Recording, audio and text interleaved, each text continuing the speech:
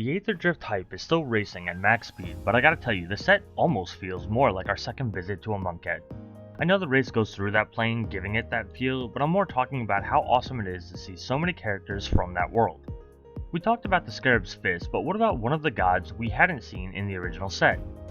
Sab-Sunen, Luxa Embodied, is a Simic god and a powerhouse as a 5 costing 6/6 with reach, trample, and indestructible. While there are limitations on whether or not the frog god can attack or block, there's a trade-off for when she can attack, letting you draw 2 cards if the counter count is odd. It's important to note that you can get the card draw when the triggered ability resolves at the beginning of your first main phase, even if you plan on putting another counter on Sab-Sunen to make her count even, which would then let her attack. Because there's value in having the counters at both odd and even numbers during our turn, I almost don't want to see a hardened scales in the deck list. Sure, more counters is good when your deck just wants counters all over, but skipping over attacking or drawing cards just seems like misvalue. Instead, I prefer ways where we can control the number of counters, like alternate win con Simic Ascendancy.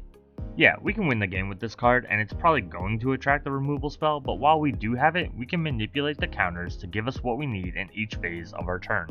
You can even respond to the Sab-Sunen main phase trigger, ensuring she ends with odd counters to draw cards every turn. A different way of drawing cards and attacking in the same turn would be Innkeeper's Talent. The first turn after casting our commander, she'll have 1 counter and draws 2 cards. Then when we go to combat, she'll get another counter from the talent and be able to attack.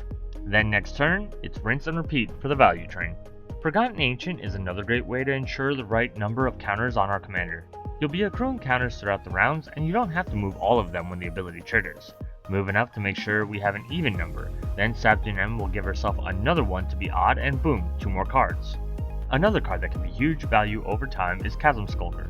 I love the way Sab-Sunen basically feeds the squid counters, which can eventually be popped for lots of little squids. One more card that I expect to see in most of these deck lists is Psychosis Crawler. Even if nothing else on your board is drawing you additional cards, this Nekuzar staple is going to ping all of your opponents for 3 life per turn. A big commander is definitely a win con, but another option would be Overwhelming Stampede to make even a few spare creatures as massive as our Simic god. Don't forget to hop on that like button and leave a comment to let me know your favorite frog god counter tech, and subscribe to the channel to help us hit 500 subs by the end of 2025. Thanks for watching.